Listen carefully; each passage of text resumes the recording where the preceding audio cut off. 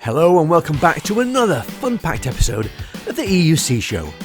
It's News Roundup, the part of the show where I take a look at EUC headlines from around the world. In the news this week, and that's a week in which my much-loved Sherman decided enough was enough and committed suicide, I will post a video on this shortly with a dramatic reenactment. I give a shout out to Stefan Kanika for sharing this news item with me from Adelaide, South Australia, where an EUC rider has taken the ultimate stance against the ridiculous, outdated laws that make riding EUCs illegal.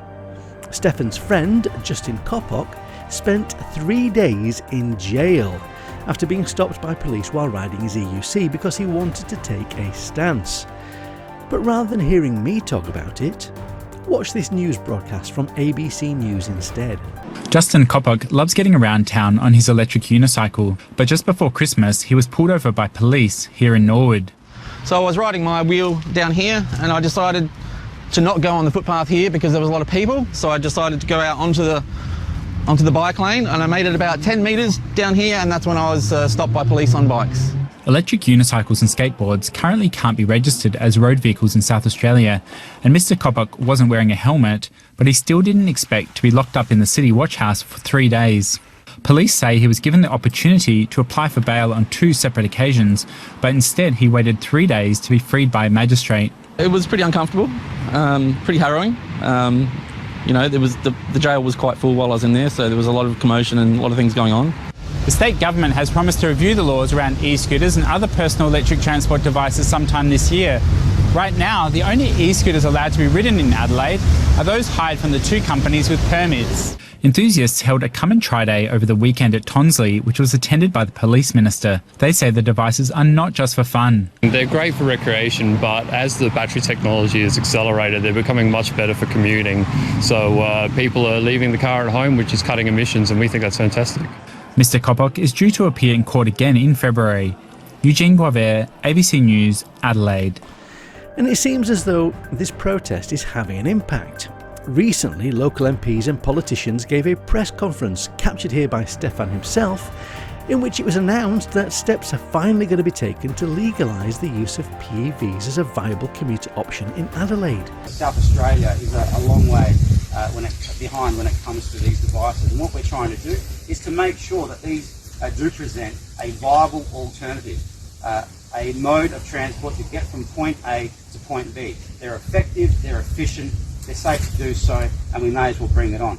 I only wish other so-called enlightened legislative systems would be willing to take the same bold steps without EUC riders having to do jail time in order to get the right sort of attention.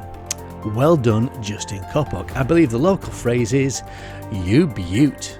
Now it's time for Riders and Sliders. Here's where I show you some footage of people showing off their skills or getting senselessly hurt. And to begin with, another shout out to Rolling Monty, or Marco Monti to give him his real name, who has now completed his epic tour of northern Italy. Please go and check him out on Instagram, and I believe he is coming to YouTube soon with what should be some very beautiful footage of his ride out, putting my footage of me riding around local shopping centres into the shade. Time now to look at an epic crash by someone with a death wish. Here he is, absolutely gunning his wheel in a scientific experiment to see at what speed it will actually cut out on him. Looks like about 45 miles per hour to my untrained eye. Not sure what wheel this is. It's always difficult to tell when the footage of them is of them spinning through the air and shedding bits of power pads and bodywork as it goes, but it looks expensive. Likewise, I'm not sure what that yellow thing is that flies up out of nowhere, and it could be that this crash was caused by him running over a minion. And as if that wasn't enough, this guy decides after the crash that he isn't sufficiently hurt, so immediately throws himself face first back onto the ground, but fortunately gets back to his feet and seems to be okay, while his mates ride around pissing themselves laughing at his expense. Meanwhile, showing us how riding should be done over in China, we see footage of a group of young people performing synchronised EUCing at the Chinese Bamboo Painting Festival. Yet further evidence that EUCs have a place to play in future Olympic Games. I can also imagine this developing into something akin to motorcycle display teams, or even that scene from Wallace and Gromit.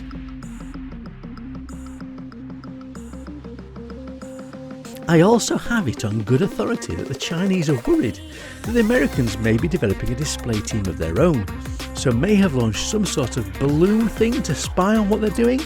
It's just a rumour. Here we see Mike Leahy setting up an adrenaline-inducing stunt in a skate park. They've gone in after dark just to make sure they don't attract the attention of the local rozzers and to make it a bit more dramatic. He has a mate holding the camera and another holding his hand.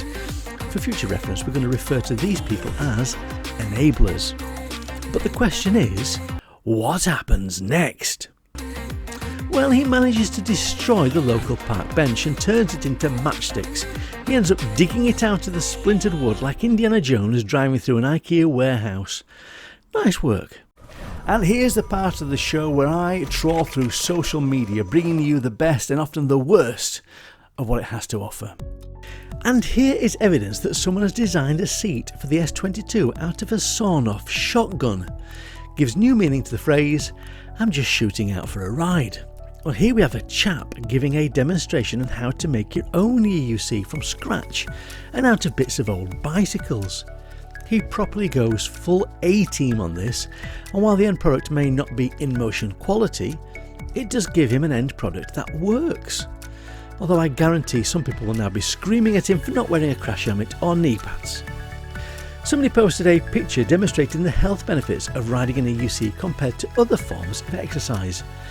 I initially thought this was a bit unfair, but then remembered this lot from France. Fair enough. Meanwhile, Cassian Yee posted this to Twitter, and this pretty much nails the reaction I get when I tell people I travel by unicycle. But this next tweet, posted by a non-EUC rider, does emphasise the point. He says, "This jackass on an EUC are slaloming all over the road. Glad he's kitted up as a post-apocalyptic cyber warrior because I was hoping to see how effective that padding was in an accident." This is a good reminder that when we're out riding, we are ambassadors for EUCs. If we behave dangerously, we discredit ourselves and EUCs, and we don't do anyone any favours.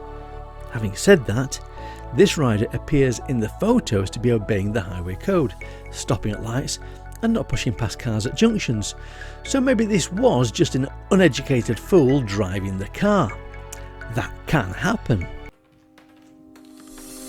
And now it's time for Readers' Lives. This is the point where I read out some of the comments I've received on my recent videos. And I want to say thank you to everyone who commented on the article in the last episode in which Rodney Volkmar shared his story about depression. There were so many positive comments and shared experiences that it's difficult to mention them all. Instead, let me again say a collective thank you to Rodney for being willing to share his story with us all. And finally, Why I Fly, which incidentally is how a Newcastle man says hello to a fly, says, instead of the midlife crisis of ordering a new Corvette, get an EUC instead. And adds, no worries of fitting behind the wheel, because with physiques like this, I guess, getting into a Corvette could be an issue. You gotta close the door though. Well, that's it for this episode. Thanks for watching. Please add your comments below, share with me your stories and your adventures, and don't forget to smash that like button, as it really does help my channel to grow. Stay safe, boys and girls, and don't forget, I love you. Bye!